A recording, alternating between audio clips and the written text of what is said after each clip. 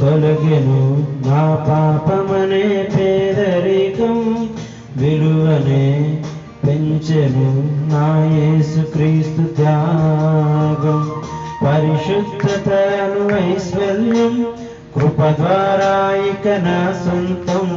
పాపాత్ముడు అను దారిద్ర్యం తొలగించినది ప్రభు రక్తం.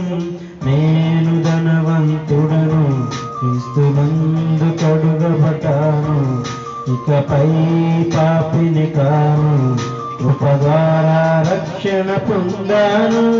నేను ధనవంతుడను, క్రీస్తునందు కడుగబడ్డాను, ఇకపై పాపిని కాను, కృప ద్వారా రక్షణ పొందాను.